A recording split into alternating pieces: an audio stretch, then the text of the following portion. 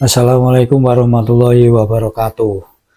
Mensikapi akhir-akhir ini perkembangan di masyarakat yang menyuarakan kebenaran tentang nasabah Alawi, rupa-rupanya menimbulkan kegerahan sekelompok orang. Dari orang-orang ini yang tidak senang bergulirnya nasabah Alawi ini melakukan dengan berbagai macam cara. Di awal-awal dengan melakukan framing dan membolak-balikkan fakta tentang siapa sesungguhnya Mbak Alawi ini. Begitu tesis ini bergulir, semakin lama semakin besar dan banyak anak-anak Nusantara yang tercerahkan dan akhirnya kembali membuka sejarah-sejarah lama tentang Mbak Alawi. Ini akan menemukan sedikit pencerahan di mana memang Mbak Alawi ini sesungguhnya datang ke negeri Nusantara ini atas relasi dari Senop Hugrenye atau pemerintah penjajah VOC waktu itu. Tujuannya apa? Setelah tahun 1930 Pangeran Diponegoro ditangkap, ini pemberontakan kepada VOC bukannya berhenti. Bahkan sisa-sisa dari anak buahnya Pangeran Diponegoro ini menyebar ke berbagai tempat. Ada yang di Banten, Tangerang, dan sampai ke Jawa Timur, juga Jawa Tengah. Bahkan sisa-sisa dari pengikut-pengikut Pangeran Diponegoro yang terkenal sebagai Sayyid, yang di sini saya katakan Sayyid ini bukanlah Habib, ini yang datang dulu semasa Sultan Hamengkubuwono II. Ini kuburannya ada di mana-mana tempat, khususnya di Pulau Jawa ini. Ini menandakan waktu itu mereka masih melakukan perlawanan kepada Belanda.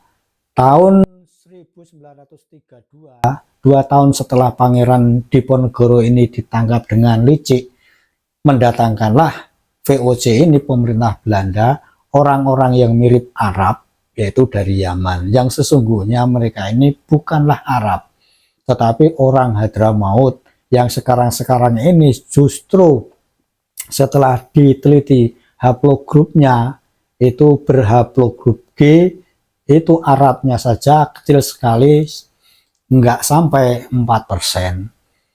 Jadi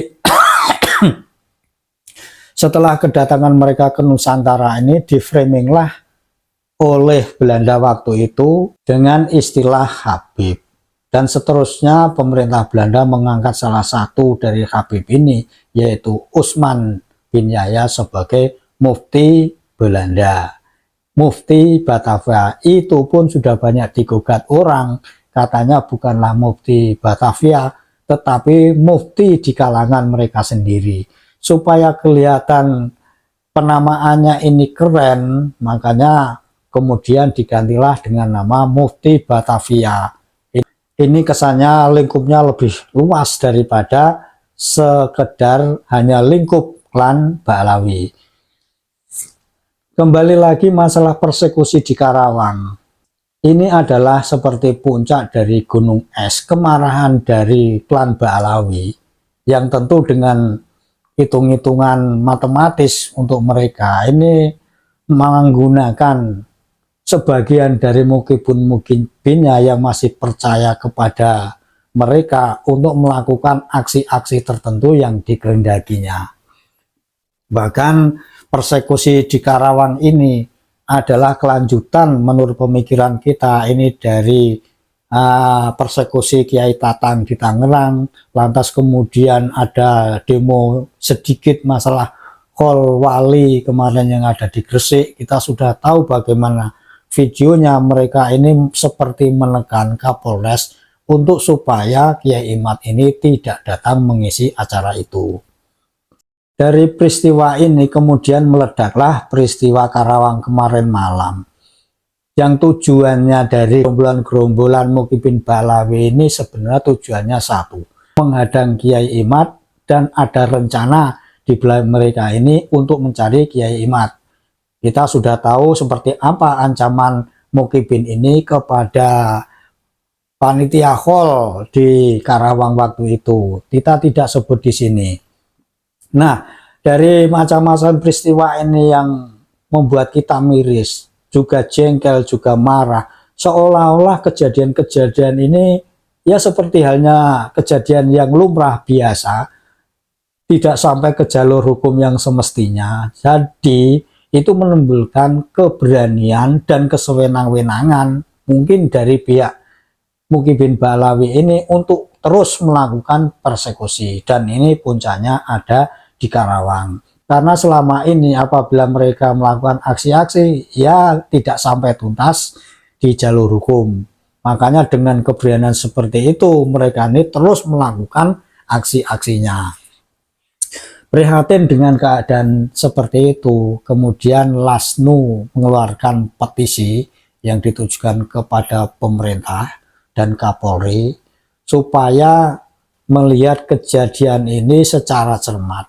Jangan sampai di kemudian hari kalau ini tidak teratasi dengan baik akan terjadi dua kutub bertemu dan berseberangan yang akhirnya akan terjadi yang tidak kita inginkan. Mari kita dengarkan bagaimana LASNU ini mengeluarkan petisnya untuk pemerintah dan Kapolri.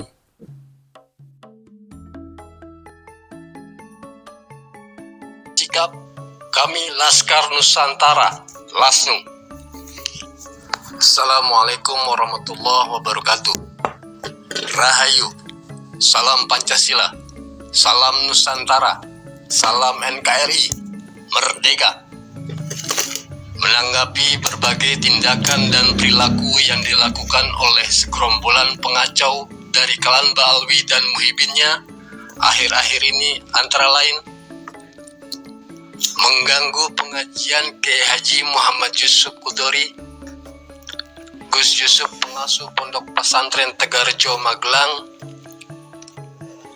dan Sayyid Saif Alwi pengasuh Majelis Ahbabur Rasul Indonesia Karawang dengan ucapan dan teriakan yang tidak beradab. Mengacaukan pengajian Kiai Haji Imaduddin Usman pengasuh Pondok Pesantren Nahdlatul Ulum Kresek Tangerang dan Kiai Haji Muhammad Abbas Gus Abbas pengasuh Pondok Pesantren Nahdlatul Ummah Buntet Cirebon terjadi di Gresik dengan pengancaman dan upaya pembubaran. Kemudian melakukan persekusi kepada saudara Lukman di Jakarta dan Kiai Haji Tatang Royani di Tangerang. Terakhir tindakan persekusi kepada rombongan Kiai Haji Asep Sarip pimpinan Pondok Pesantren Manbaul Ulum, Kiai Haji Ihsanuddin Al-Bandawi, Rois Suriah MWCNU Cikarang Utara, kemudian Toge TB Mogi, dan anggota Banser Karawang di Ranas Dengklok Kabupaten Karawang. Terhadap tindakan gerombolan ekstremis tersebut di atas, Dewan Pimpinan Pusat Laskar Nusantara LASNU menyatakan sikap. 1. Mengutuk keras perilaku hina para gerombolan ekstremis karena telah merusak ikatan-ikatan persaudaraan dalam agama ukhuwah Islamiyah, persaudaraan sebangsa ukhuwah Watoniyah, dan persaudaraan sesama umat manusia ukhuwah Basyariah. 2. Mendesak aparat kepolisian agar segera mengusut tuntas dan menangkap pelaku, penyandang dana, dan aktor intelektual yang melakukan tindakan kekerasan di Jakarta, Tangerang, dan Ranas Dengklok, Karawang. 3. Meminta seluruh organisasi kebangsaan, keagamaan, dan kemasyarakatan yang mendukung tegaknya 4 pilar Ibu Pertiwi, yakni Pancasila, Undang-Undang Dasar 1945, NKRI, dan Bhinneka Tunggal Ika untuk merapatkan barisan, bahu-membahu, menghalau, dan menerjang setiap ancaman yang dilakukan oleh gerombolan berjubah agama. 4. Memerintahkan kepada pengurus dan anggota Laskar Nusantara LASNU tingkat pusat dan wilayah agar mempercayakan penuntasan kasus-kasus kekerasan tersebut kepada aparat kepolisian, sembari tetap meningkatkan kewaspadaan dan kepercayaan diri, menjaga solidaritas, meneguhkan ikatan persaudaraan, serta menguatkan marwah organisasi. Jakarta, 11 Agustus 2024, Dewan Pimpinan Pusat Laskar Nusantara, LASNU. Assalamualaikum warahmatullahi wabarakatuh. Rahayu, salam Pancasila, salam Nusantara, salam Demikian NKRI, sudah merdeka. kita perhatikan bagaimana petisi dari LASNU Laskar Nusantara menyikapi kejadian-kejadian yang beruntun beberapa hari terakhir ini, dari persekusi terhadap Kiai Tatang di Tangerang, kemudian sebelumnya ada teriakan-teriakan di pengajiannya Syekh Alwi, lantas ke Gresik, di situ juga ada isu-isu mau pembubaran acara Kiai Imaduddin, dan yang puncaknya adalah persekusi di jalanan di Rengas Dengklok di Karawang yang ternyata itu dilakukan oleh oknum Habib Bahlawi. Dalam berita terakhir, identitas oknum yang melakukan persekusi di jalanan itu ini sudah dikantongi polisi. Dari nomor polisi yang terdeteksi juga ada sebuah jaket ini dari kelompok pengajian seorang oknum Habib yang ada di Jakarta.